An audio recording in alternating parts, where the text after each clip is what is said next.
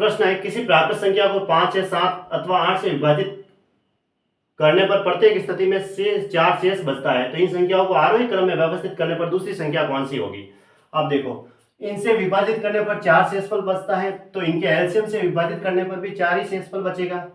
तो एलसीएम ले लो इनका पहले, तो 5, 6, 7 और 8, इनका एलसीएम लेना। 5 और 7 तो अभाज्य संख्या है, तो ये तो दोनों गुणा में आएगी आएगी। इसका टुकड़ा होता है 2, 3 और इसका होता है 3 बार 2 गुणा 2, तो सबसे ज्यादा 2 मुझे इसी में मिलेंगे, है ना, वो मैं 8 डायरेक्ट लिख लेता हूँ। और सबसे ज्यादा 3 मुझे इसमें एक ही बार मिल रहे हैं, और एक बार 5 है और एक बार 7 है। तो 8 और 50 40, 40 को 3 से गुणा किया 120 और गुणा 7 किया तो 12 84, तो 840, ये एलसीएम हो गया। अब 4 शेषफल बचेगा, तो इसका मतलब जैसे किसी संख्या में भाग देते हैं ना, जैसे अगर मुझे कहा जाए कि 2 का 3 में भाग दो, तो शेषफल कितना बचा, 1 शेषफल बचा, ऐसे हुआ ऐसे। तो हमें पता है कि जो ये जो है ना, इन दोनों को जोड़ दो, कहने का मतलब। और अगर किसी संख्या में भाग देना है, जिसका भाग दे रहे हैं और उतना शेषफल बचाना है, तो इन दोनों को जोड़ दो डायरेक्ट, है ना। 800 में कितना हो जाएगा 44। अगर मैं 844 के अंदर भाग दूंगा 840 का, तो कितना शेषफल बचा, शेषफल 4 बच रहा है, तो इसका मतलब वो संख्या क्या होगी, 844 होगी, क्योंकि हमें शेषफल 4 बचाना है, इसने कहा है। तो ये संख्या हो गई, है ना, संख्या इस तरीके से। अब दूसरी संख्या क्या होगी, 4 शेषफल बचाना है, तो 840 से भाग दे रहे हैं, तो इसका जस्ट डबल, एक बार तो 840 का 2 गुना कर दो और फिर 4 जोड़ दो शेषफल बचाने के लिए, तो कितना आएगा 1684, है ना।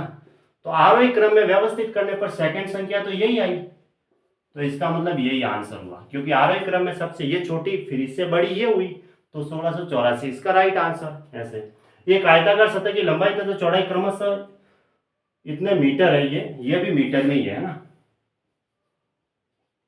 यहाँ लिख देता हूँ मीटर, तथा 17.98 मीटर है। वर्गाकार टाइल्स की अधिकतम लंबाई की भुजा क्या होगी जिससे उस सतह पर पूर्णतः बिछाया जा सकता है।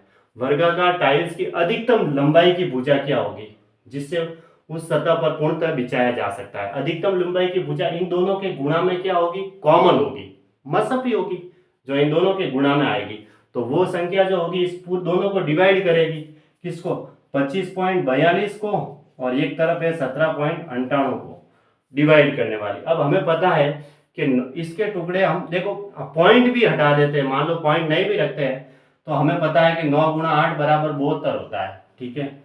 और 56 को हम क्या लिख सकते हैं, 8 गुणा 7 बराबर 56 होता है, ये मालूम है। तो आप देखो वो संख्या की 8 से भी इसका मतलब डिवाइड होनी चाहिए, तो ही इन दोनों में से ऑप्शन राइट होगा। तो 8 का भाग देखो अगर इसमें देते हैं, तो पीछे के 3 डिजिट देखते हैं हम, पीछे के 3 डिजिट में 8 का भाग देते हैं तो पता चल जाएगा। 8 को 6 से गुणा किया 48 हुआ, ठीक है।